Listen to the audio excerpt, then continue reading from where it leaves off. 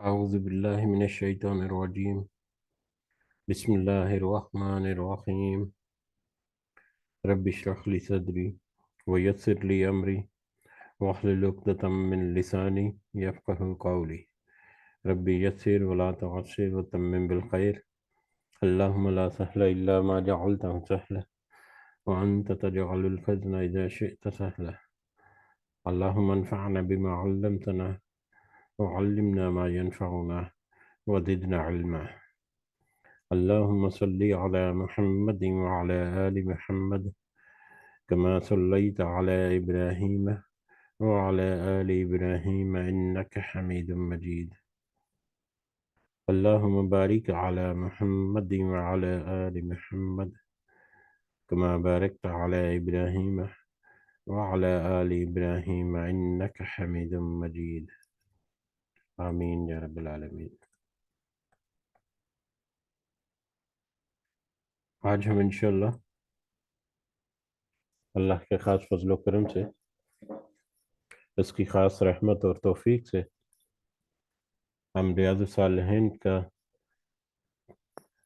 Chapter جلد اول جو ہے والیوم 1، اس میں چیپٹر نمبر 37 نمبر باب پسندیدہ اور عمدہ چیزیں خرچ کرنے کا بیان، اس چیپٹر سے ہم اپنے سبق کا آغاز کریں گے۔ سب سے پہلے ہم اسی کے حمد اور اسی کا شکر، اسی کی تعریف کرتے ہیں جس نے ہمیں اس قابل کیا، جس نے ہمارے دلوں کو اس قابل بنایا، جس نے ہمارے دلوں میں یہ بات ڈالی، جس نے ہمیں ہمت، یہ وقت، مہلت اور اس میں استقامت عطا فرمائی کہ ہم اس کے بابرکت کلام کو اور آقا دو جہاں رحمت اللہ العالمین محمد مصطفیٰ صلی اللہ علیہ وسلم کی سنت اور حدیث کو سمجھنے کی کوشش سے کریں۔ اللہ تعالیٰ سے دعا ہے کہ اس کی صحیح سمجھ ہمیں عطا فرمائے، اس کی صحیح سمت ہمیں عطا فرمائے، اس کے ذریعے سے سیدھے رستے پر چلنے کی توفیق عطا فرمائے، اپنے ساتھ ساتھ دوسروں کی اصلاح کرنے کی بھی ہمت و توفیق دے، اور دنیا کے ساتھ ساتھ خاص کر آخرت کی کامیابیوں میں ہمارا مدد اور شامل حال ہو۔ آمین یا رب العالمین۔ چیپٹر نمبر 37 جو یہاں پر ہمارے سامنے جس کا موضوع ہائی لائٹ ہے، پسندیدہ اور عمدہ یا بہترین چیزیں اللہ کی راہ میں خرچ کرنے کا بیان۔ اس سے پچھلا چیپٹر جو ہم نے پڑھا تھا، چیپٹر نمبر 36، اس کا عنوان تھا اہل و عیال پر خرچ کرنے کا بیان۔ اب جو ایک خاندانی نظام یا حقوق العباد میں ہم نے دیکھا تھا کہ مختلف جو طبقے کے یا مختلف طرح کے لوگ یا رشتوں کے اعتبار سے، دنیا کے رہن سہن کے اعتبار سے مختلف طرح کے جو لوگ ہیں، جیسے خاوند جو ہے وہ ہے، بیوی ہے، والدین ہیں، بزرگ ہیں، اسی طرح سے آجر ہیں، آجر سے مراد کوئی فیکٹری اونرز وغیرہ جو ہیں، مالک جو کمپنی کے، مختلف طرح کے لوگ جو ہیں ان کی مختلف طرح کی ذمہ داریاں، ان کے مختلف اوقات میں ان کا مختلف انداز سے ہمیں کچھ احادیث میں مل رہا ہے۔ جیسے ایک خاوند جو ہے اس کی کیا ذمہ داریاں ہیں، گھر کے اندر کیا ہیں، گھر کے باہر کیا ہیں، کس کس کے لیے ذمہ داریاں ہیں۔ اسی طرح سے آگے چلتے جائیں گے تو یقیناً ہمیں اور بھی بہت طرح سے ملیں گے کہ مختلف طبقے کے لوگ جو ہیں ان کی مختلف مطلب وقتوں میں یا مختلف جگہوں پر ان کی کیا کیا ذمہ داریاں ہیں، یا ان کے لیے کیا کیا کرنے کے کام ہے اور کن چیزوں سے رکنے کے کام ہیں۔ تو اسی میں اللہ کی راہ میں خرچ کرنا کسی بھی انداز میں ہو، وہ بھی ذمہ داری ہے مختلف لوگوں کی، اور جو بھی صاحب استطاعت ہیں۔ اور پچھلے چیپٹر میں ہم نے دیکھا کہ اہل و عیال پر ایک مرد جو ہے یا ایک خاوند یا گھر کا سربراہ جو ہے وہ اپنے اہل و عیال پر کس طرح سے خرچ کرے اور کیسے خرچ کرے۔ اور اہل و عیال کی ڈیفینیشن بھی ہم نے دیکھی تھی کہ کوئی بھی جو اس کے ماتحت ہو، جس کی روزی کا ذمہ دار، جس کو جس کے روزمرہ کی جو مطلب زندگی ہے، اس کے وہ ڈیپینڈنٹ ہے اس کے ڈپینڈنٹس جو ہیں ان کے اوپر کس طرح سے خرچ کرے۔ بہرحال آج ہم یہ چیپٹر دیکھتے ہیں، اور اس میں ایک ہی حدیث ہے، اور اس کے بعد اس سے اگلا چیپٹر بھی دیکھیں گے، وہ بھی تقریباً ملتا جلتا ہی ہوگا اسی ٹاپک سے۔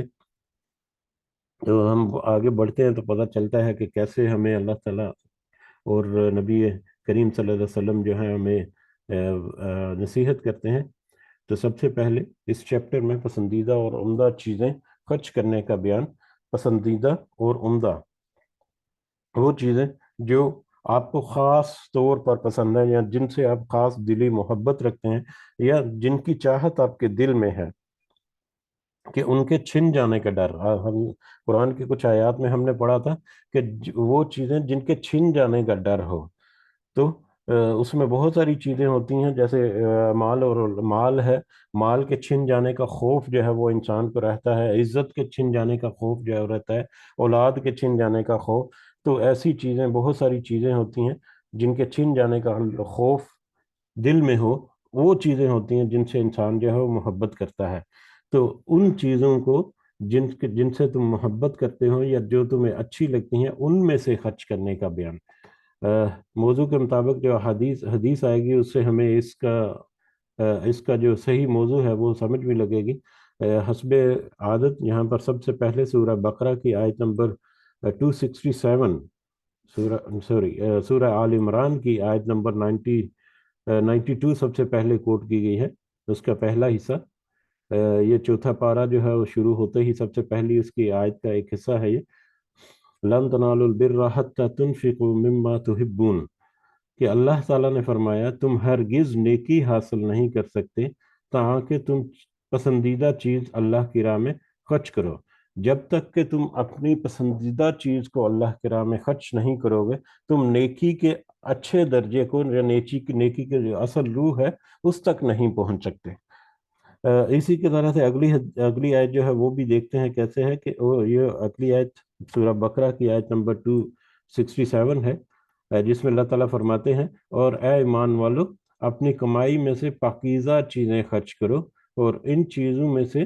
جو ہم نے تمہارے لیے زمین سے اگائی ہیں، اور ناپاک کا ارادہ نہ کرنا کہ اس میں سے تم خرچ کرو، یا ناپاک کا ارادہ نہ کرنا کہ تم ناپاک چیزوں میں سے خرچ کرو۔ تو یہ دونوں آیات جو ہیں، اس میں ایک تو پاکیزہ اور حلال جو چیزیں ہیں ان کو اللہ کے راہ میں خرچ کرنے کا، اور اللہ کے راہ میں کہاں خرچ کرنا ہے، اس کے مصارف جو ہیں وہ ہم نے مختلف جگہوں پر پڑھے ہیں، اس کا یہاں پر موضوع نہیں ہے، لیکن ایک انسان کو اپنے اللہ کے دیے ہوئے مال میں سے، اللہ کے دیے ہوئے رزق میں سے پاکیزہ اور جو صاف ستھری جو چیزیں ہیں ان کو اللہ کے راستے میں خرچ کرنے کی زیادہ اہمیت اور فضیلت بیان کی گئی ہے۔ اور ناپاک چیزیں ایک تو حرام چیزیں بھی آ سکتی ہیں، اور اس میں ایک تو عیب شدہ چیزیں، وہ چیزیں جن کو تم پسند نہیں کرتے، یا وہ چیزیں تمہارے لیے نکارہ، یا جن سے تم چھٹکارا حاصل کرنا چاہتے ہو، تو ان کو دوسروں کے لیے خرچ کر دو۔ تو یہ ایسی چیزیں جو ہیں ان کو بھی اللہ کے راستے میں خرچ کرنے سے نہ روکو۔ اس میں ایک دوسرا پہلو جو ہے وہ ہمیں ضرور ذہن میں رکھنا چاہیے، وہ ایک ایکسکلوژن میں آتا ہے کہ کچھ چیزیں ہوتی ہیں جو روزمرہ یوزڈ چیزیں ہوتی ہیں، پری آؤنڈ بھی اسے کہتے ہیں، جیسے استعمال شدہ کپڑے ہو گئے، استعمال شدہ جوتے ہو گئے، کسی کے پاس کوئی اچھے کپڑے ہیں، وہ کچھ عرصہ اس نے استعمال کیے ہیں، اس نے نئے کپڑے لے لیے، تو اب وہ پرانے کپڑے، استعمال شدہ کپڑے جو ہیں اچھی حالت میں، وہ بھی کسی کو دیے جا سکتے ہیں، وہ اس میں ایکسکلوڈ ہوگا۔ لیکن اگر کسی کو ہدیتاً رکھنا ہے، یا کسی کو خاص طور پر کسی کی مدد کرنی ہے، تو اس صورتحال میں اس کو بہت اچھے طریقے سے اپنی جو اچھی چیزوں میں سے، جو پسندیدہ چیزوں میں سے جن کے ساتھ تم محبت کرتے ہو، اور سب سے زیادہ اس میں اہمیت جو ہے وہ مال کی آتی ہے، کہ مال کے ختم ہو جانے کا، مال کے کم ہو جانے کا ڈر جو ہے وہ ہمیشہ رہتا ہے، تو اللہ کے دیے ہوئے مال میں سے خرچ کرو، اور مال کے علاوہ بہت ساری دوسری چیزیں بھی ہو سکتی ہیں۔ بہرحال حاصل بحث یہی ہے کہ اللہ کے راستے میں اچھی چیزیں، پسندیدہ چیزیں حلال اور پاکیزہ چیزیں جو ہیں وہ خرچ کرو، نہ کہ مطلب خراب شدہ اور مطلب عیب شدہ چیزیں جن سے تم خود چھٹکارا حاصل کرنا چاہتے ہو، اس کو بس چھٹکارا حاصل کرنے کے لیے ان کو دے دو، ماں سوائے کے استعمال شدہ کچھ چیزیں جو اچھی حالت میں ہوں، جو کہ دوسروں کو ان کی مدد کرنے کے لیے دی جا سکتی ہیں۔ اس میں جو حدیث ہیں، ایک حدیث اس میں ہے، حدیث نمبر 299،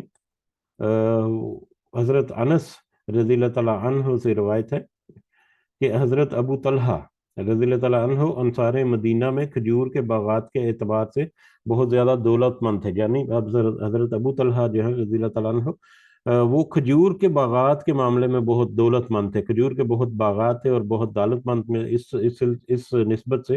اور انہیں اپنے مالوں میں سے سب سے زیادہ پسندیدہ بیرہا نامی باغ تھا۔ بیرہا ایک باغ تھا کھجوروں کا جس کا نام بیرہا تھا،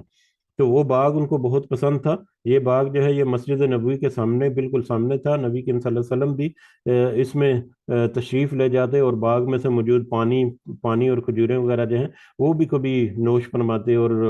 کھجوریں کھاتے۔ تو حضرت انس جو راوی حدیث ہیں وہ بیان فرماتے ہیں کہ جب آیت لن تنالوا البر، یہی جو آیت ہم نے ابھی پڑھی تھی، وہ جب آیت نازل ہوئی تو حضرت ابو طلحہ رسول اللہ صلی اللہ علیہ وسلم کی خدمت میں حاضر ہوئے اور عرض کیا، یا رسول اللہ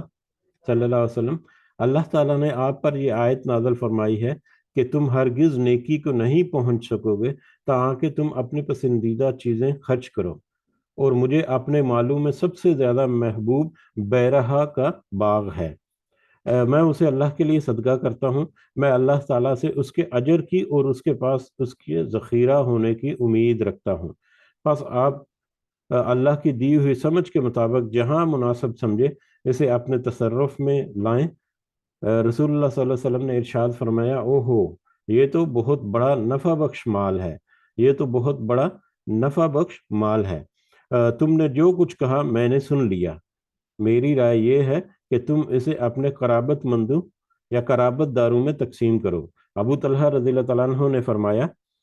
کہ ٹھیک ہے یا رسول اللہ صلی اللہ علیہ وسلم، میں ایسا ہی کروں گا، چنانچہ انہوں نے اپنے رشتہ داروں اور چچا زاد بھائیوں میں تقسیم کر دیا اس بیرہا باغ کو۔ وہ بیرہا باغ جو حضرت ابو طلحہ کو سب سے زیادہ پسند تھا، یہ باغ جو ہے ظاہر اس وقت ایک ٹریڈنگ آئٹم یا مال و دولت جو ہے اسی میں یہ باغ جو ہے وہ بھی شامل تھا، اور ان کو بہت پسند تھا، اور اس کی پسندیدگی کی ایک وجہ یہ بھی تھی کہ وہ مدینہ مسجد نبوی کے بالکل سامنے تھا، اور وہاں پر نبی کریم صلی اللہ علیہ وسلم جو ہے وہ بھی اکثر تشریف لے جایا کرتے تھے، اور باغ جو ہے وہ کتنا ہی گنا اور کتنا ہی شاندار درخت ہوں اس میں اور کتنا ہی شاندار پھل دینے والا کیوں نہ ہو، جب اس کے ساتھ یہ نسبت جڑ جائے کہ وہ مسجد نبوی کے بالکل سامنے ہے، اور اس میں سے پھر نبی کریم صلی اللہ علیہ وسلم وہ بھی خود تشریف لے کر جاتے ہیں کبھی کبھی، تو اس سے تو اس کی باغ کی محبت جو ہے وہ یقیناً اور کئی گنا اور زیادہ بڑھ گئی ہوگی۔ تو جیسے ہی یہ آیت نازل ہوئی، یہ مطلب چوتھے پارے کی پہلی آیت جو ہم نے آج پڑھی، لن تنالوا البر حتی تنفقوا مما تحبون، تو وہ نبی کریم صلی اللہ علیہ وسلم کے پاس اس باغ کو لے کر حاضر ہو گئے، یا رسول اللہ صلی اللہ علیہ وسلم، یہ باغ جو ہے یہی مجھے سب سے زیادہ پسندیدہ ہے، اور اس آیت کے تناظر میں اس باغ کو آپ کے لیے مطلب آپ کے حوالے کرتا ہوں کہ آپ جہاں پر مناسب سمجھیں اس کو استعمال کریں۔ تو سب سے پہلے تو ہمیں یہ پتا چلا کہ جیسے ہی صحابہ کرام کو کوئی اچھی ہدایت یا نصیحت ملتی تھی تو فوراً اس کے اوپر جہاں تک ممکن ہوتا وہ عمل کرنے کی کوشش کرتے اور اس میں دیر نہیں لگاتے تھے، اور دوسرا موضوع کے اعتبار سے کہ اپنی پسندیدہ چیز کو انہوں نے اللہ کے راستے میں مطلب خرچ کرنے کا ارادہ کیا اور نبی کریم صلی اللہ علیہ وسلم کو اس کو پیش کر دیا۔ اور پھر اس میں تیسری چیز جو ہمیں پتہ چلی کہ نبی کریم صلی اللہ علیہ وسلم نے اس کو قبول کیا، لیکن پھر رائے دی یا ان کو یہ نصیحت کی کہ بہتر یہ ہے کہ تم اپنے قریبی رشتہ داروں میں اس کو تقسیم کرو، جو مال کو تقسیم کرو، تو اگر جو قرابت والے ہیں، قریبی رشتہ دار جو ہیں، وہ سب سے پہلے حقدار ہیں کہ ان کے لیے خرچ کیا جائے، تو قرابت داروں کو خرچ کرنے کے لیے کہا، تو وہ کیونکہ وہ خود بڑے صاحب مال تھے، تو ان کے قرابت داروں میں پھر کچھ لوگ تو ایسے ہیں جن کو پھر وہ صدقہ یا زکوٰۃ وغیرہ نہیں دے سکتے، جیسے اپنے والدین کو یا اپنی اولاد کے اوپر تو وہ صدقہ یا زکوٰۃ وغیرہ نہیں خرچ کرتے، تو اپنے قریبی دوسرے جو رشتہ دار ہیں جو اس کے ڈیپینڈنٹ نہیں ہوتے، اس کے اوپر وہ خرچ کرنا، جس میں پھر انہوں نے اپنے رشتہ داروں، چچا داد بھائیوں، اپنے کزنز وغیرہ میں وہ تقسیم کر دیا اس مال کو۔ تو یہ مال و دولت کی محبت، مطلب اللہ کی ہدایات جو ہیں یا نبی کریم صلی اللہ علیہ وسلم کی سنت اور ان کی جو باتیں ہیں یا ان کا جو حکم ہے، وہ حاوی ہو جانا اس کا آپ کے ان چیزوں پر جن سے آپ محبت کرتے ہیں، خاص کر دنیا کے فائدے کی چیزیں جو ہیں، ان کو پھر چھوڑ کر اللہ کے راستے میں خرچ کر دینا، یہ بہت بڑا ایک پیغام ہے جو اس حدیث سے ہمیں ملتا ہے، اور بڑی خوبصورت طریقے سے کہ کس طرح سے انہوں نے ایک بہت ہی پسندیدہ چیز کو نبی کریم صلی اللہ علیہ وسلم کے حوالے کر دیا۔ اس کے فوائد میں صحابہ کرام کے اس بے مثال جذبے کا بیان ہے جو اللہ رسول کی اطاعت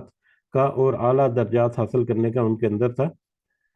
اپنے محبوب ترین اموال اللہ کی راہ میں خرچ کرنا کمال ایمان کی علامت ہے۔ اس کے علاوہ صدقہ خیرات میں پہلے اپنے قریبی رشتہ داروں کو ترجیح دی جائے اگر وہ غریب اور امداد کے مستحق ہوں، بصورت دیگر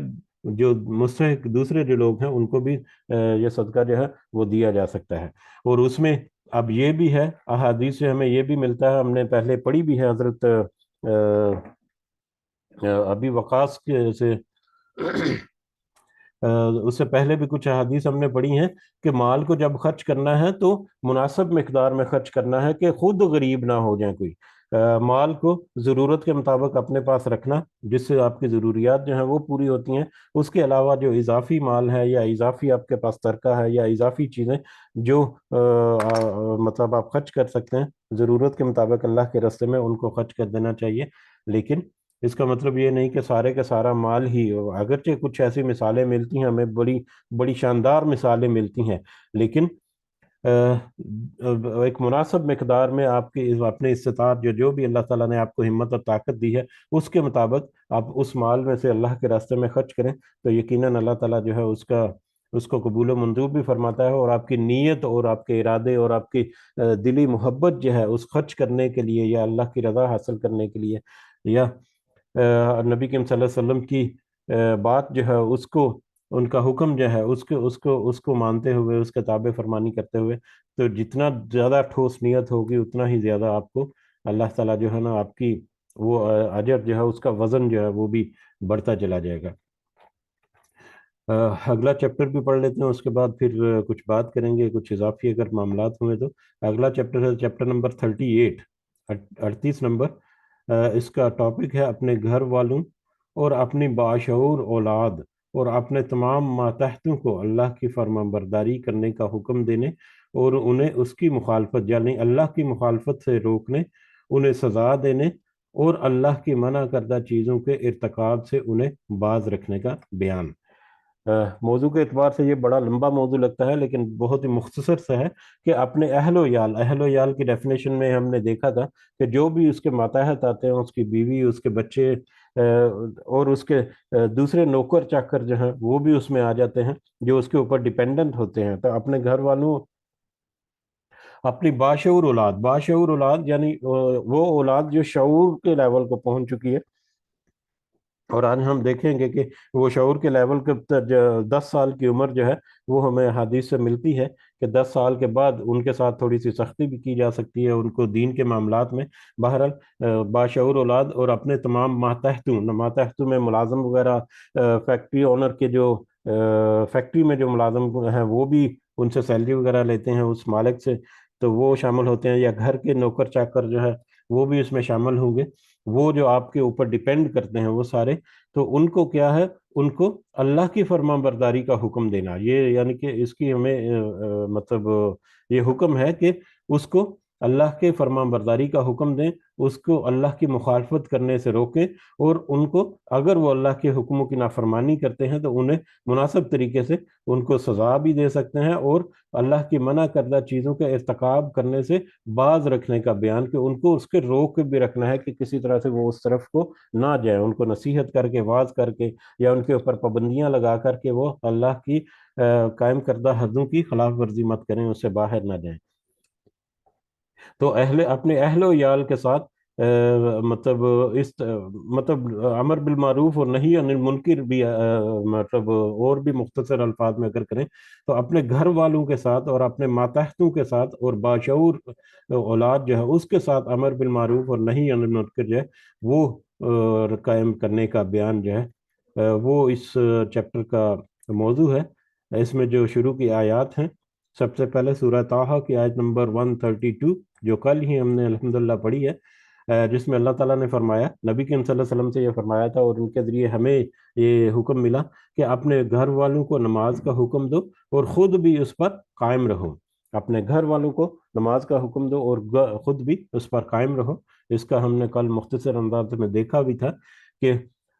دوسروں کے اوپر اثر انداز کوئی بات آپ کی یا آپ کا کوئی قول یا آپ کا کوئی حکم اسی وقت زیادہ مؤثر ہوگا جب آپ خود اس کے اوپر عمل درآمد کر رہے ہوں گے۔ اگر کوئی بندہ خود نماز نہیں پڑھا تو جتنا مرضی دوسروں کو کہتا رہے، لیکن دوسرے اس کا اثر اتنا زیادہ یا اتنا اچھا پائیدار نہیں ہوگا۔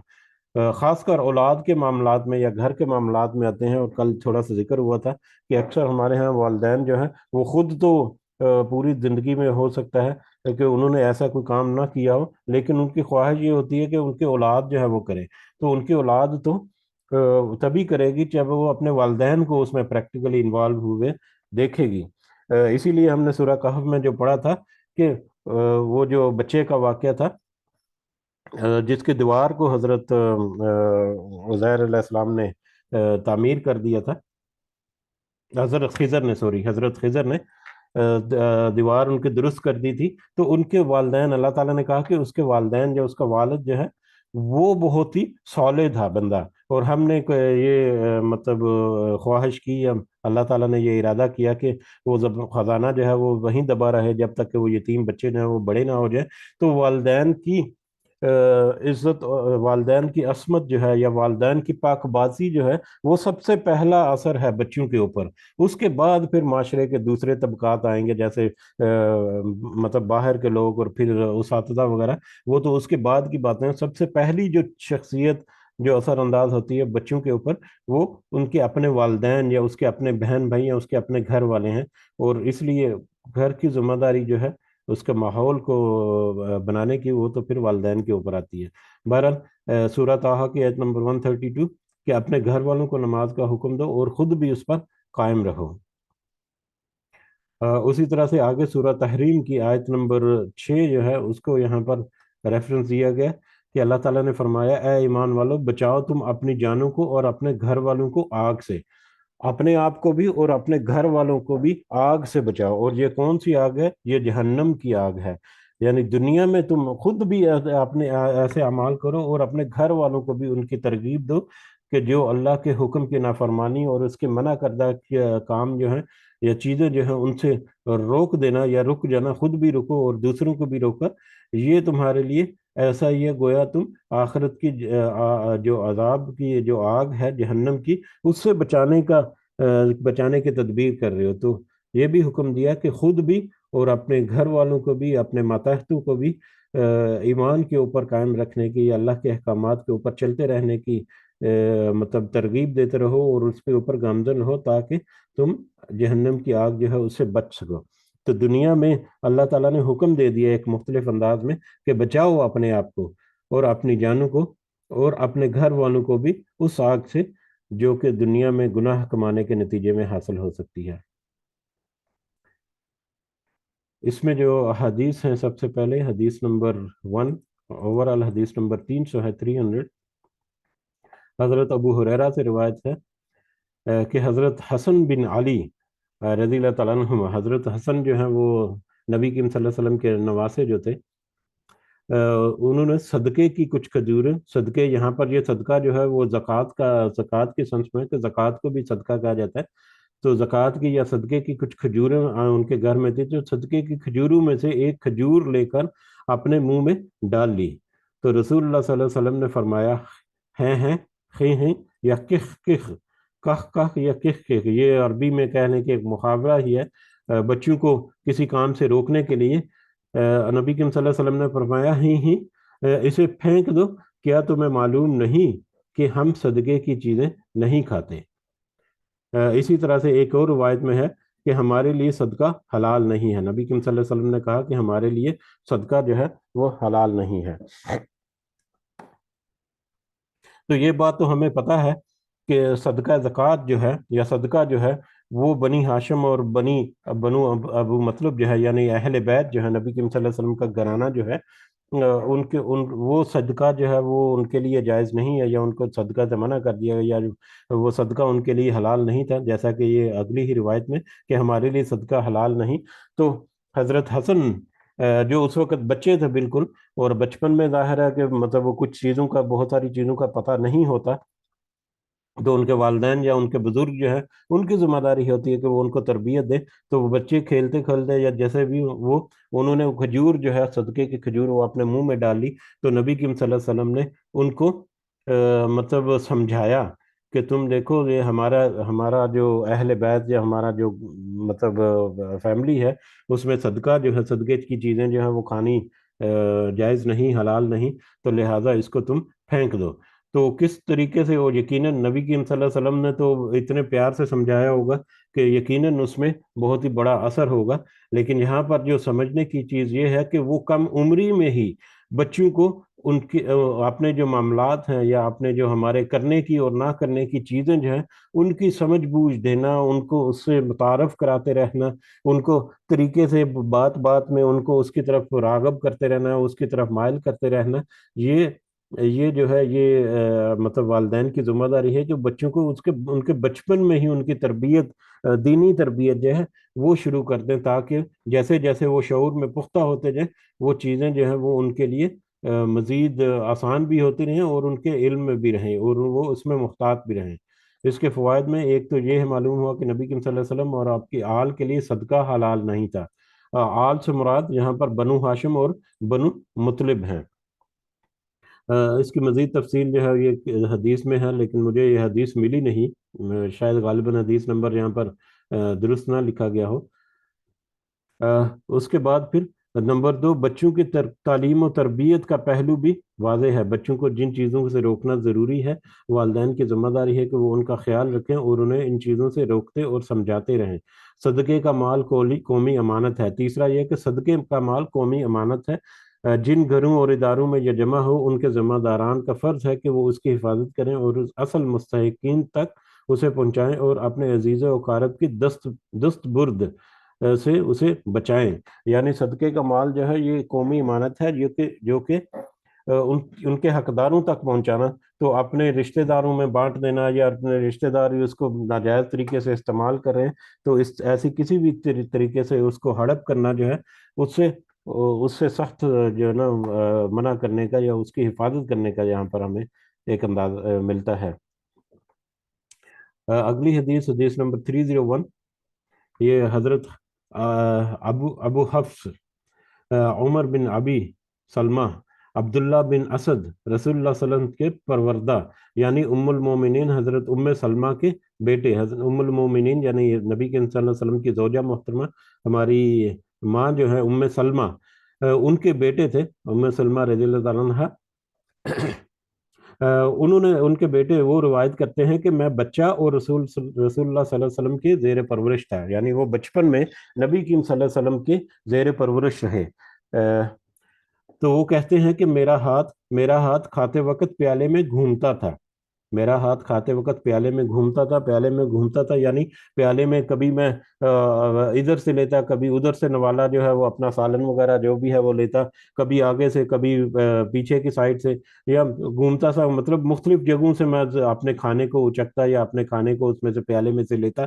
تو مجھ سے رسول اللہ صلی اللہ علیہ وسلم نے فرمایا، اے لڑکے اللہ کا نام لو یعنی بسم اللہ پڑھو، دائیں ہاتھ سے کھانا کھاؤ اور اپنے قریب سے کھاؤ. بس اس کے بعد میرے کھانے کا طریقہ یہی رہا. یہ بھی نبی کریم صلی اللہ علیہ وسلم کی ایک ہدایت جو ہے ایک چھوٹے سے بچے کے لیے تھی، اور اس طرح سے یقیناً وہ اتنی شفقت سے ہوگی، اتنے پیار سے اور اتنے طریقے سے ہوگی کہ اس کا اتنا گہرا اثر ہوا کہ وہ کہتے ہیں حضرت ابو حفص وہ کہتے ہیں کہ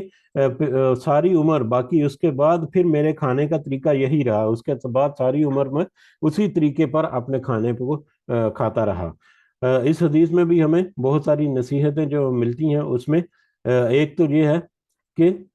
खाना खाने से पहले बिस्मिल्लाह पढ़ो। अब ये बिस्मिल्लाह जो है आम तौर पर यकीनन हमें पता होगा, लेकिन आम तौर पर जो कंसेप्ट जो है वो थोड़ा सा डिफरेंट पाया जाता है, कि जब हम कहते हैं कि बिस्मिल्लाह पढ़ो तो उसका मतलब यह है कि बिस्मिल्लाहिर्रहमानिर्रहीम यानी पूरी आयत बिस्मिल्लाह, जबकि बिस्मिल्लाह सिर्फ ये दो अल्फाज जो हैं वो अदा करने हैं, बिस्मिल्लाह बस, पूरी आयत जो है वो नहीं पढ़नी होती। तो आमतौर पर बच्चों को भी हम जब समझाते हैं तो क्योंकि बिस्मिल्लाह का मतलब भी पूरी आयत बिस्मिल्लाह लिया जाता है, तो लिहाजा खाना खाते वक्त जो नाम काम शुरू करता है, तो उस वक्त खासकर जब भी कहें तो ये कलमात बिस्मिल्लाह, ये तो सिर्फ दो अल्फाज जो हैं वो अदा करने हैं। एक ये क्लैरिफिकेशन है, अगर कहीं मौका मिले, जहां पर भी मौका मिले तो हम क्लैरिफाई भी कर सकते हैं। ठीक है, और अगर खाना खाते हुए खाने के वक्त शुरू में बिस्मिल्लाह पढ़ना भूल जाए या ना पढ़ सकें, तो फिर बिस्मिल्लाह अव्वलहु व आखिरहु बाद में भी पढ़ सकते हैं जब भी याद आए। लेकिन ये एहतमाम होना चाहिए कि जब भी खाना शुरू करें या जब भी कोई भी काम शुरू करें तो बिस्मिल्लाह जरूर पढ़ लें। उसके बाद फिर खाने को दाएं हाथ से खाना, यह भी नबी करीम सल्लल्लाहु अलैहि वसल्लम की एक सुन्नत थी, जिसकी उन्होंने तरगीब दी एक बच्चे को भी। और फिर अपने करीब से खाओ, यानी अपने सामने से खाओ। प्याले में अगर सालन वगैरह है या जो भी चावल वगैरह अगर खाए जा रहे हैं प्लेट में, तो अपने सामने का हिस्सा जो है वहां से उसको खाओ। ना कि कभी दाएं से, कभी बाएं से, कभी आगे से, कभी पीछे से। तो ये तरतीब के साथ एक खाना खाना, ये भी खाने की खूबसूरती भी है, और अल्लाह के हुक्म की एक फर्माबरदारी जो है वो भी उसमें आ जाती है। हाँ, मुख्तलिफ डिशेज अगर पड़ी हुई हैं तो फिर उस सूरत में हो सकता है कि आपके सामने तो कह लें कि डिश एक पड़ी हुई है, आपके पीछे साइड में एक दूसरी डिश पड़ी हुई है जिसमें थोड़ा सा कुछ मुख्तलिफ चीज़ है, तो उस सूरत में तो मतलब हाथ बढ़ाकर दूसरी डिश से लिया जा सकता है, वो एक अलग से बात है। लेकिन एक डिश में जिसमें आप खाना खा रहे हैं, और कभी अहले अरब में ये बहुत आम है कि वो जब खाना खाते हैं तो चावल के वगैरह यहाँ पर मजबूस वगैरह बनाते हैं, तो वो बहुत बड़ा थाल एक होता है जिसमें 8 10 12 15 लोग जो हैं वो भी दायरा बनाकर बैठकर उसमें खाते हैं। तो ऐसी सूरत में तो खासकर ये एहतमाम होता है कि अपने सामने से, जो अपने सामने का हिस्सा जो है वहां से खाना खाया जाए। बहरहाल ये भी एक बहुत ही खूबसूरत हिदायत है जो नबी करीम सल्लल्लाहु अलैहि वसल्लम ने दी। तो ये कुछ हदायत जो हैं, ये छोटी छोटी सी बातें देखने में बड़ी आम सी बातें होती हैं, लेकिन इसका बहुत बड़ा असर होता है। और खासकर बच्चों को उनकी छोटी सी उम्र में जब ऐसी चीज़ों को समझाना प्यार से और शफकत के साथ शुरू कर दें, तो यकीनन उनका बहुत गहरा असर होता है, और बहुत दूर नसायद आज़ाद होते हैं। जब जैसे जैसे वो अपने शऊर की पुख्तगी को पहुंचते हैं, तो वो चीज़ें उनके जहनों में पक्की हो चुकी हैं, और उनके ऊपर वो कारबंद हो चुके होते हैं। और दूसरे नंबर पे ये भी एक थोड़ी सी एक छोटी सी बात, कि छोटी उम्र के बच्चे, अगर कोई कहे कि 6 महीने का या 4 महीने का या इवन के 2 महीने का बच्चा जो है वो तो कोई बात सुनता नहीं या किसी बात का जवाब नहीं देता, लेकिन हमें ये पता होना चाहिए, आज ये साइंटिफिक फैक्ट भी है, कि बच्चों के सामने जो भी बात की जाती है, चाहे वो किसी भी उम्र में है, चाहे वो बिल्कुल ही नौमौलूद बच्चा है, उसके सामने जो बात की जाती है, उसके सामने जिस तरह के हालात वाकयात होते हैं, उसका असर कुछ ना कुछ उसकी शख्सियत के ऊपर पड़ता है। और उसका अंदाजा हमें जैसे जैसे वो बच्चा जो है वो बड़ा होता है वैसे वैसे वो पड़ता है। इवन के यहाँ तक है कि अगर बच्चा माँ के पेट में है, तो माँ की जो किरदार है या माँ के जो मतलब जो तरीका है, या माँ का खाना पीना जो है वो भी उसका उसका भी असर उसकी शख्सियत पर होता है।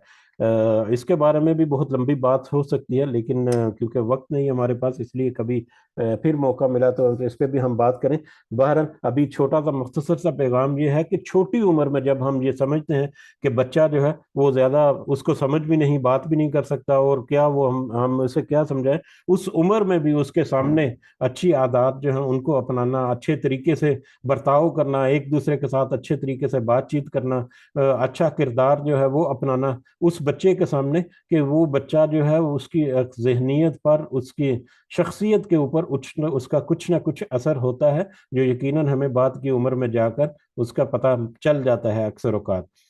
तो लिहाजा छोटी उम्र में बच्चों की तरबियत करना और उनको तो उस तरबियत में अच्छी चीज़ों का مطلب اس میں اضافہ کرنا، اور جو ایسی چیزیں ہیں جن سے رکنا چاہیے یا منع ہونا چاہیے اس کی طرف اشارہ کرتے ہوئے اس کو پیار سے یا محبت اور شفقت سے اس کو روکنا، یہ بھی تربیت کا ایک حصہ ہے۔ اور اللہ تعالیٰ کی یعنی نبی کریم صلی اللہ علیہ وسلم کی یہ احادیث جو ہے ان کے مطابق یہ ہماری ایک ذمہ داری بھی ہے۔ اسی طرح اگلی حدیث جو ہے حدیث نمبر 302، یہ حضرت ابن عمر رضی اللہ تعالیٰ عنہما بیان فرماتے ہیں کہ میں نے سنا رسول اللہ صلی اللہ علیہ وسلم فرماتے تھے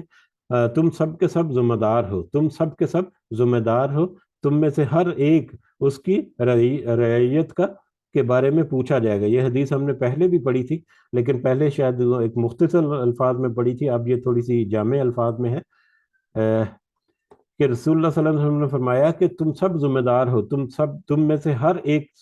سے اس کی رعیت کے بارے میں پوچھا جائے گا۔ اس کی رعیت یعنی اس کے جو ماتحت لوگ ہیں ان کے رعایا جو کہنے عام الفاظ میں، یا اس کے ماتحت جو لوگ ہیں ان کے بارے میں پوچھا جائے گا۔ امام یا حکمران جو ہے، یہ امام اور حکمران بریکٹ میں کر کے اس کو تھوڑا سا وسیع مفہوم دے دیا گیا۔ امام سے مراد روحانی طور پر امام جو ہے جو آپ کی مذہبی پرورش جو ہے وہ کرتا ہے، اور حکمران سے مراد جو آپ کی ریاستی امور جو ہیں، سلطنت کے جو امور ہیں ان کو چلانے والا، دونوں اس میں ایک وسیع معنی ہو گئے اس کے کہ امام اور یا حکمران یہ دونوں بھی ذمہ دار ہیں، اور اس کے لیے اپنی رعایا کے بارے میں پاس پرس ہوگی۔ لہذا یہ دونوں بھی کس طرح سے ایک پیور نالج یا پیور طریقے سے اس کو اپنی جو رعایا ہے ان کی تربیت کرتے ہیں یا ان کے لیے یہ کام کرتے ہیں، تو یہ بھی بہت اہم ہوگا۔ اسی طرح سے آدمی اپنے گھر والوں کا نگران ہے۔ آدمی سے مراد یہاں پر مرد ہے، کہ مرد جو ہے وہ اپنے گھر والوں کا نگران ہے۔ ایک اوور آل گھر کی جو ذمہ داری ہے اس کا نگران جو ہے وہ مرد ہے، اور اس کے لیے اور اس سے اپنی رعیت یا اہل رعنا کے بارے میں پوچھا جائے گا۔ ایک اوور آل ذمہ داری جو ہے گھر کی وہ اس کے اوپر ہے، جبکہ عورت اپنے خاوند کے گھر کی نگران ہے۔ عورت جو ہے وہ اپنے خاوند کے گھر، اپنے خاوند کی بیوی بچے اپنے خاوند کے بچے اور اس کا مال اور اس کی عزت اور آبرو، اس کے بعد اس کی حفاظت کرنے کی وہ ذمہ دار ہے، اور اس سے اپنی رعیت یا گھر والوں میں رہنے بچوں اور دیگر افراد کے بارے میں باز پرس ہوگی۔ خادم جو ہے وہ اپنے آقا کے مال کا نگران ہے، اس سے اس کی رعیت یعنی اس کے اندر جو اس کا مال اور اسباب جو ہے مالک کا، اس کے بارے میں پوچھا جائے گا۔ یعنی خادم یہ ملازم جو ہے اس کی بھی ذمہ داری میں اس کا مال ہے، یا جو بھی وہ کام کر رہا ہے اس کام کے بارے میں اس سے پوچھا جائے گا کہ تم نے اپنے مالک کے لیے کیا کیا کام کیا تھا، جس کے عوض تم اپنی روزی یا اپنا جو رزق ہے وہ اپنے مالک سے لیتے رہے ہو۔ اسی طرح سے پس تم اپنے دائرے میں نگران اور ذمہ دار ہو، سب سے اس کی اپنی رعیت کے بارے میں باز پرس کی جائے گی۔ اس حدیث کو ہم بہت تفصیل سے پڑھ سکتے ہیں، لیکن وقت کی کمی کے پیش نظر اس کو مختصر الفاظ میں اگر ہم سمجھنے کی کوشش کریں تو یقیناً یہ بہت ہی سادہ سے الفاظ کے ساتھ ہمیں اس چیز کا اشارہ ملتا ہے کہ جو بھی شخص اس کے اوپر جس بھی حالت یا جس بھی کیفیت میں ہے یا جس بھی پوزیشن میں ہے اپنے معاشرے میں، وہ اس پوزیشن کے مطابق اس کے ماتحت جتنے افراد ہیں یا اس کے ذمہ داری میں جتنے لوگ ہیں یا اس کی ذمہ داری میں جتنے کام ہیں ان کے بارے میں اس سے باز پرس ہوگی، ان کے بارے میں ان سے پوچھا جائے گا۔ امام اور حکمران، امام سے مراد یہاں پر اگر روحانی امام روحانی پیشرو لیا جائے، یا ہمارے جو علماء جو ہیں ان کو اگر لیا جائے تو ان کے اوپر بہت بڑی ذمہ داری ہے کہ صحیح تحقیق کی بنیاد پر صحیح جو قرآن و حدیث کا علم جو ہے وہ اپنے جو رعایا جو اپنے جو بھی ان کے تابع ہیں ان تک وہ مہیا کریں، نہ کہ گمراہ کن عقائد اور گمراہ کن چیزیں جو ہیں جن کا قرآن و حدیث سے کوئی لینا دینا نہیں ہو۔ اکثر اوقات ایسا بھی ہوتا ہے، تو یہ عوام سے پوچھا جائے گا، اس سے پیچھے چلنے والے۔ اس کا دوسرے پہلو میں یہ مطلب نہیں ہے کہ اگر مطلب جو حکمران ہے اگر اس نے غلط طرف لگا دیا تو آپ بھی غلط طرف چلے جائیں۔ جو پیچھے چلنے والا ہے یقیناً اس کو بھی اللہ تعالیٰ نے عقل و فہم اور فراست اور سارا کچھ دیا ہوا ہے، وہ اپنے عقل اور شعور جو ہے اس کو استعمال کرے گا، یہ اس کے اوپر بھی ذمہ داری ہے۔ یعنی یہ حدیث کو جتنا آپ کھولتے جائیں گے تو اتنا ہی یہ انفولڈ ہوتی چلی جائے گی۔ تو ایسا نہیں ہے کہ کوئی آپ کو غلط رستے پر ڈال دے تو اس کے رستے پر چل کر آپ یہ کہیں کہ ہمیں تو اس نے کہا تھا قیامت کے بارے میں بہت ساری آیات ہم نے پڑھی ہیں کہ وہاں پر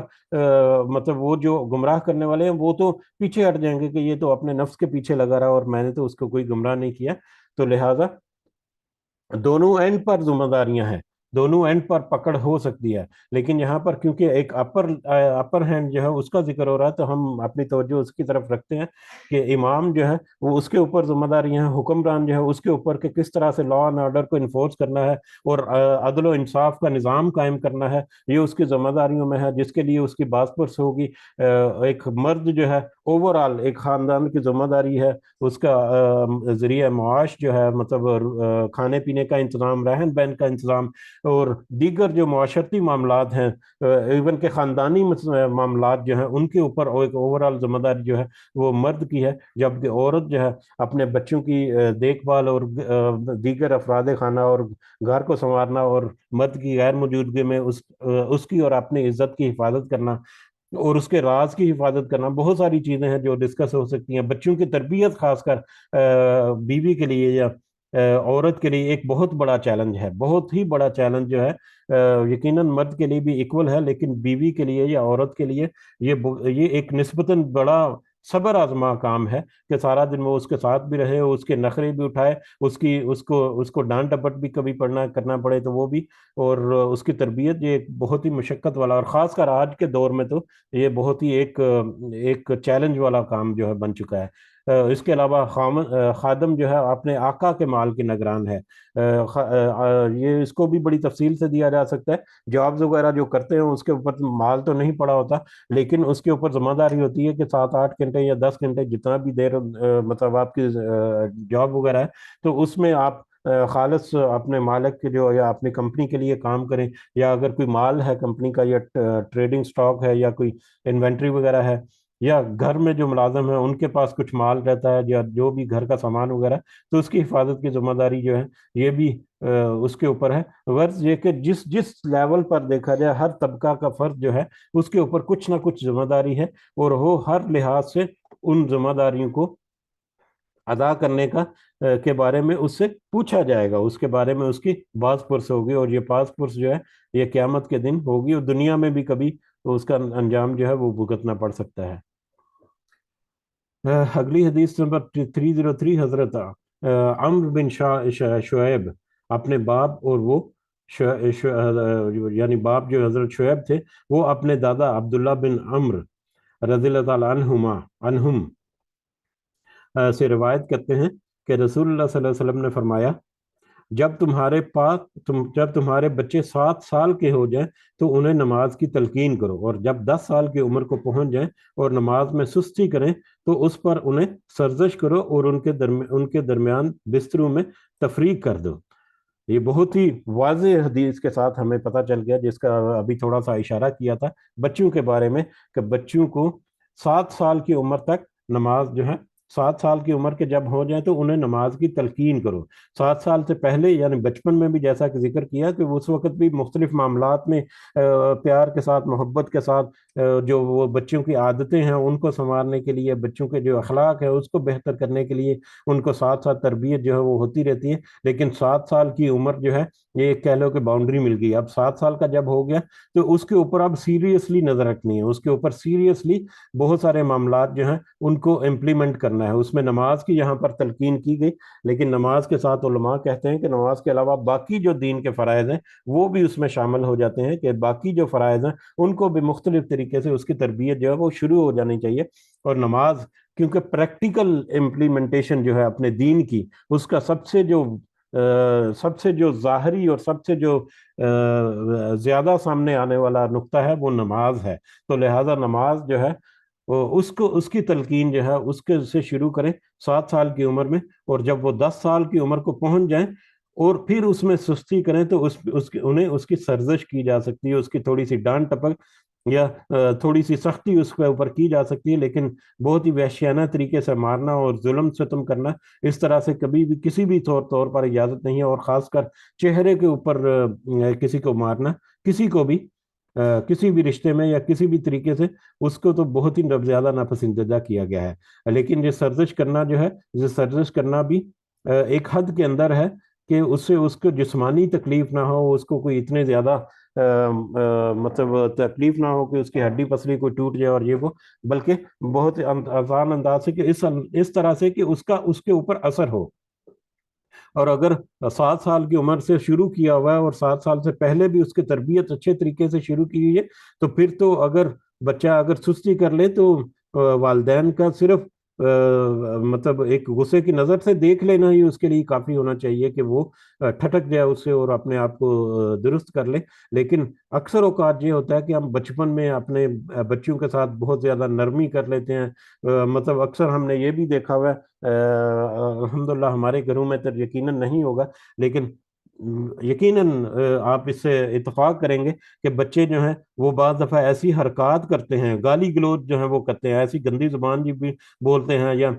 बच्चों का रक्स करना और डांस वांस करना, और वालदैन जो हैं या दूसरे जो उसके बड़े होते हैं वो उसके सामने खुश हो रहे होते हैं और उसके ऊपर ही कह लें कि नाज कर रहे होते हैं कि देखो हमारा बच्चा जो वो कितना एक्टिव है, कितनी फुर्ती से वो बात करता है और कितनी एक्टिवली वो ये एक्टिविटीज परफॉर्म कर रहा है। तो ऐसी चीजें जब बचपन में अगर करता रहा है तो पुख्ता उम्र में पहुंचकर कैसे उससे उम्मीद लगाई जा सकती है उन बच्चों से कि वो फिर अब आइंदा हमेशा अपने सीधे रास्ते पर रहेंगे। तो लिहाजा बचपन की जो छोटी उम्र से जो उनको हदायत जारी की जा रही हैं वो बहुत गहरा असर रखती हैं उसकी उनकी बाद बाद की जिंदगी के ऊपर। तो लिहाजा वालदैन जब सख्ती करने लगे तो वो ये भी जरूर देख लें कि क्या हम आज सख्ती कर रहे हैं तो क्या ये इस काबिल है इतनी सख्ती के, क्या इससे पहले जो करते रहे हैं उसमें क्या हमारी पकड़ भी नहीं है। तो इस लिहाजा बच्चों के साथ डील करना, खासकर आज के दौर में, आजकल ये जब सोशल मीडिया का दौर है और मोबाइल एप्लीकेशन जो हर बच्चे बच्चे के हाथ में है, और बल्कि तालीम के मैदान में, अब पाकिस्तान में तो शायद इतना नहीं, लेकिन हमारे यहाँ भी मतलब तालीम में भी अब बच्चों को मोबाइल डिवाइसेस जो हैं वो ऐसे ज़रूरी हो गई कि उनके ऊपर ही उनके लेसन प्लान आते हैं और उसके ऊपर ही उनके व्हाट्सएप के ऊपर उनके ग्रुप्स बने हुए हैं और वहाँ पर ही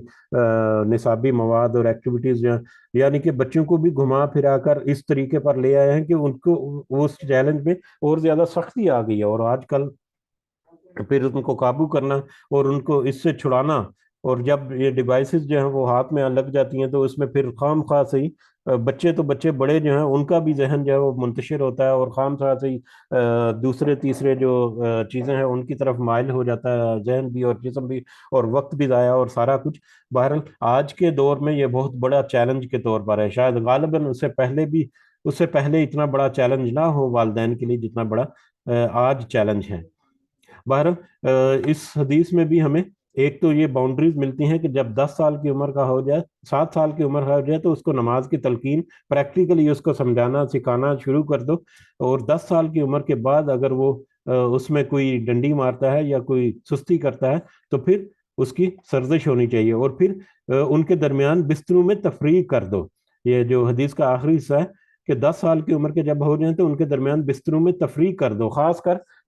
बच्चा और बच्ची जो है, नर और मादा, यानी लड़का और लड़की बच्चे जो हैं उनके बिस्तरों में तफरीक कर देना। क्योंकि अगरचे वो बालग नहीं होते, बालग तो शायद 13 14 15 साल की उम्र में बाद में, लेकिन बहुत सारे मामलात में उनमें साइकोलॉजिकल चेंजेस जो हैं वो आना शुरू हो जाती हैं, उनमें हार्मोनल चेंजेस जो हैं वो आना शुरू हो जाती हैं। और ख़ासकर आजकल के सोशल मीडिया के दौर में अगर देखें तो बच्चों के सामने अगर अगर कुछ ऐसी चीज़ें मिलती हैं मीडिया वगैरह के सामने, जिस तरह से मामलात हैं, तो बहुत जल्दी से ये चीज़ें जो है ये जहन नशीन होती हैं और बहुत जल्दी से इनका असर आता है। और यकीनन 10 साल की उम्र जो है वो शऊर की पुख्तगी का एक दौर होता है जिसमें शऊर जो है पुख्ता होना शुरू हो जाता है, और उसमें खासकर हार्मोनल चेंजेस की वजह से बॉडीज में फिजिकल असरात जो है वो भी शुरू हो जाते हैं कुछ ना कुछ। तो लिहाजा इस उम्र तक आकर बच्चियों के दरमियान अगर मुमकिन हो तो लड़के जो है वो उनके भी बिस्तर जो है वो अलग कर दिए जाए, लेकिन खासकर बच्चे और बच्चियां जो हैं उनके तो ज़रूर अलग कर देने चाहिए किसी भी तरीके से, चाहे आपके पास वसाइल कम भी हों तो, लेकिन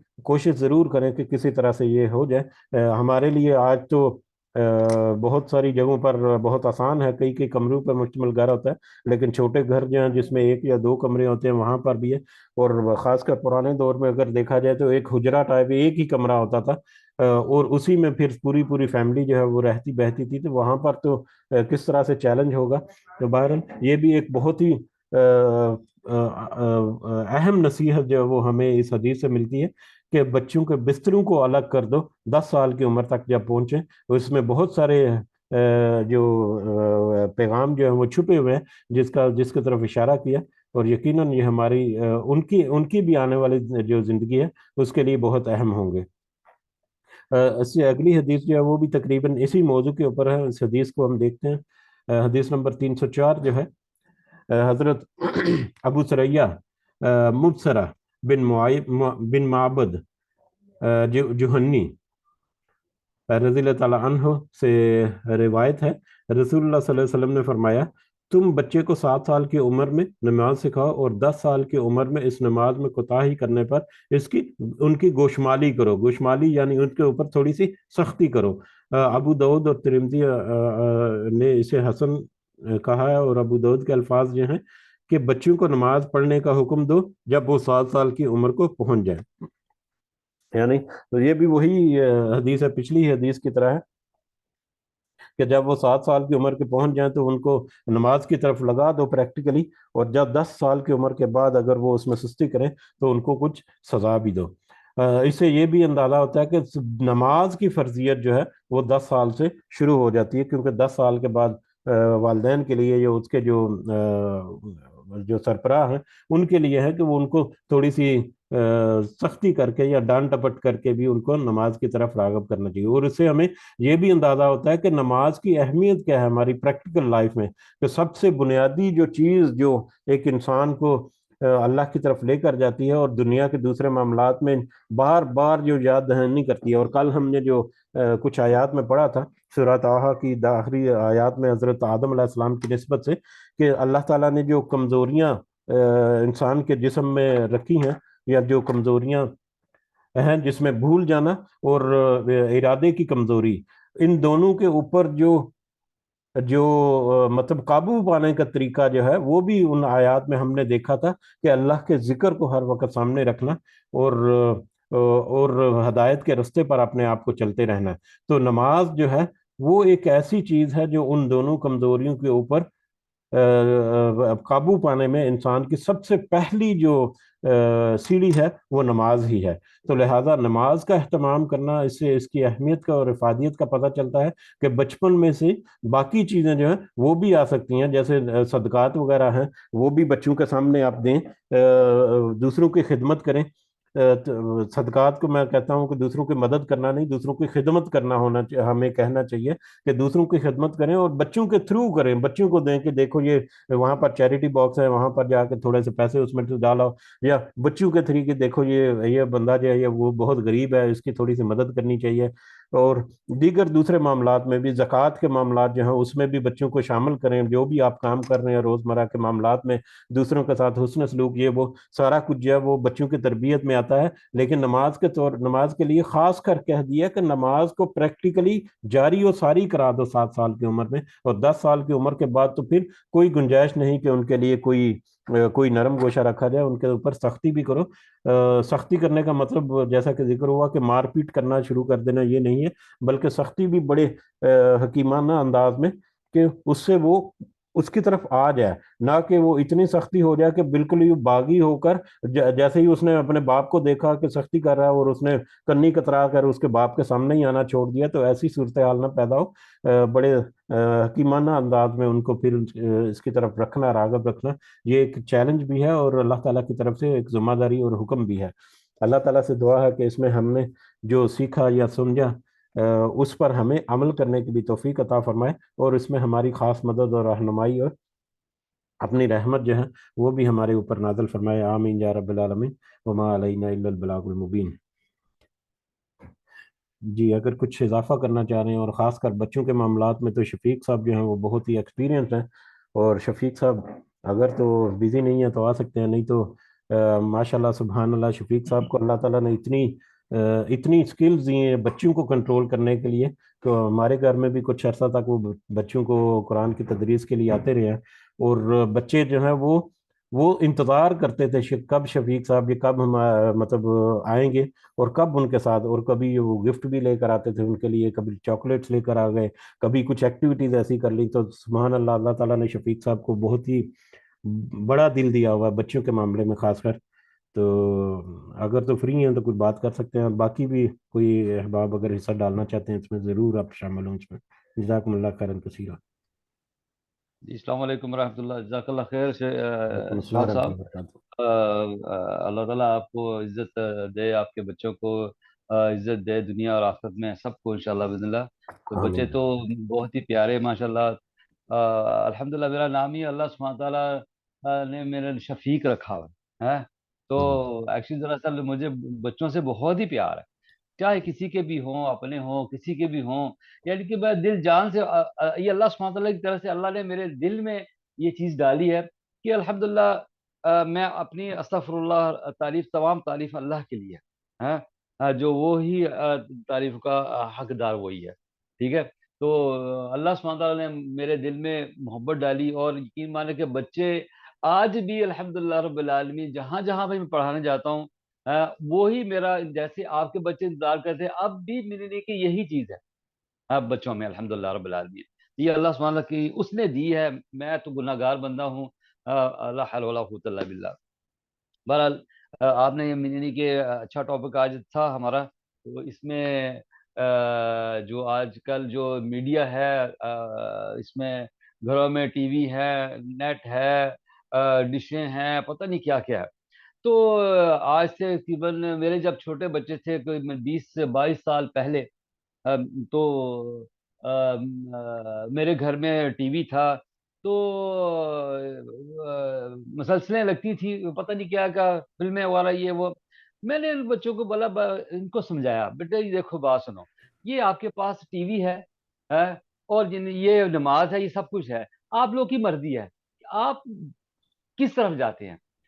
ये करोगे तो अल्लाह ताला आपसे नाराज़ होगा, ये करोगे तो आप खुश होगा। ठीक है? आप लोगों की मर्ज़ी है। यानी उनको मैंने एक फ़हम दिलाया। अल्हम्दुलिल्लाह वो दिन गया, आज का दिन आया, अल्हम्दुलिल्लाह मेरे बच्चों में से, हैं, कोई भी मैंने नहीं कि ये मुसलसल, हम लोग अरबी में मुसलसल कहते हैं, ये क्या है,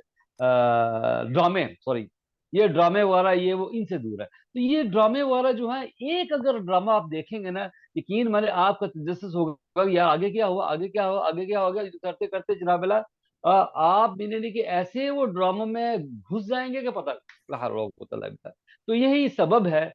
हमारे घरों में इन चीज़ों का। आ आजकल इंडिया के ड्रामे हैं, पाकिस्तान के ड्रामे हैं, वो अब सेम ही हो चुके हैं। वो अब सेम ही है, इनसे कोई मीनिंग नहीं कि कोई हासिल खैर की बात हासिल नहीं है। हम्म। खैर की बात हासिल नहीं है इसमें। हाँ, कुछ ऐसे हैं, इस्लामिक ड्रामे हैं, कुछ है, तो वो बच्चों को आप लगा के दें, ठीक है? कि जिससे कोई फ़हम हो।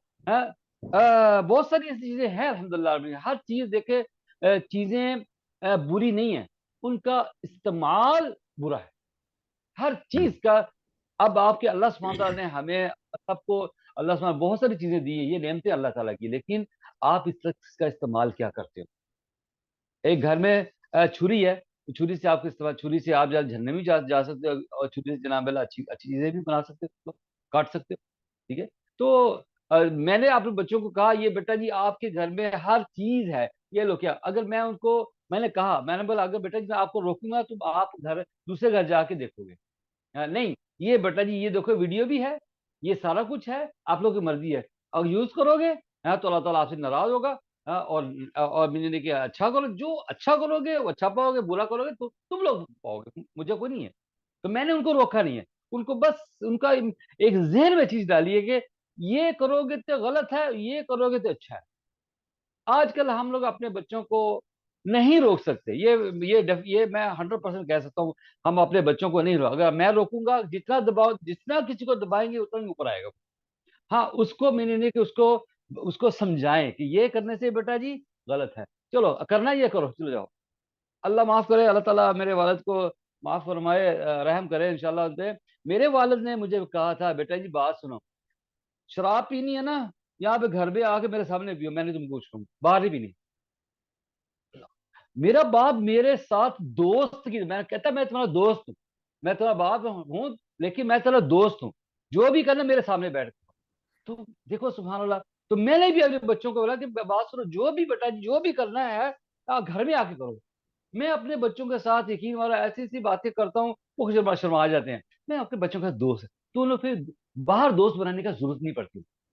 बाहर दोस्त बनाने की जरूरत नहीं पड़ी। अगर मैं अपने घर में एक जना के बाप और जनाब मुशद्दद बन के रहूंगा, वो आपको मिलने निकाब से भागेंगे, आपकी बात नहीं सुनेंगे। हम्म। तो आप उनको उनके साथ दोस्ताना जिंदगी गुजारो, कि वो उनको जरूरत ना पड़े किसी को दोस्त बनाने की। तो अल्हम्दुलिल्लाह अल्लाह सुब्हानहू की तौफीक से आज छोटे बच्चे भी हैं, वो भी मेरी अल्हम्दुलिल्लाह सुनते हैं, बड़े हैं वो भी अल्हम्दुलिल्लाह रब्बिल आलमीन।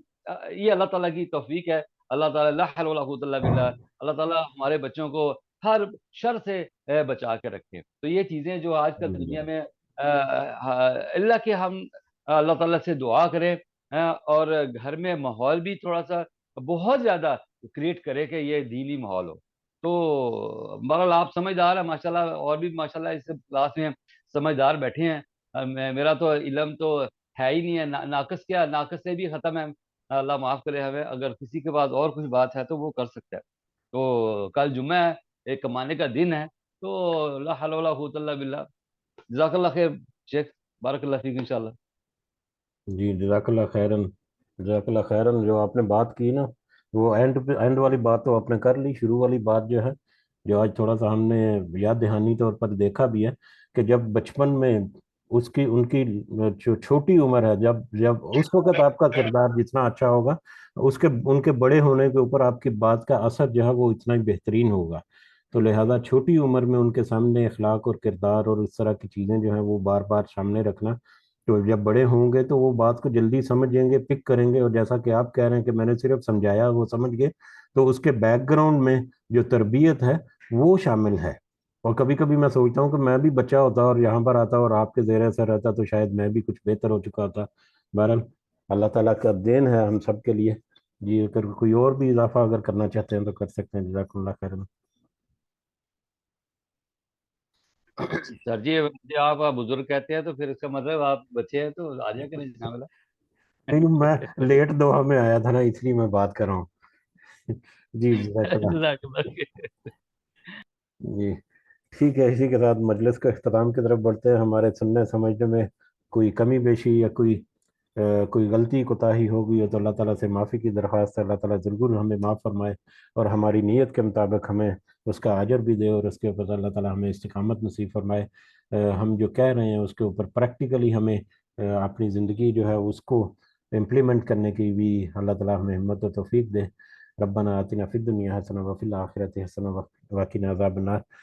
रब्बिरहमहुमा कमा रब्बयानी सगीरा रब्बिरहमहुमा कमा रब्बयानी सगीरा रब्बिरहमहुमा कमा रब्बयानी सगीरा। रब्बना तक़ब्बल मिन्ना इन्नका अंतस समीउल अलीम व तुब अलैना इन्नका अंतत तव्वाबुर रहीम। सुब्हान रब्बिका रब्बिल इज़्ज़ति अम्मा यसिफून व सलामुन अलल मुरसलीन वल्हम्दुलिल्लाहि रब्बिल आलमीन। सुब्हानकल्लाहुम्मा व बिहम्दिका अशहदु अन ला इलाहा इल्ला अंता अस्तगफिरुका व अतूबु इलैक। जज़ाकुमुल्लाहु खैरन कसीरा। अस्सलामु अलैकुम व रहमतुल्लाहि व बरकातुहू।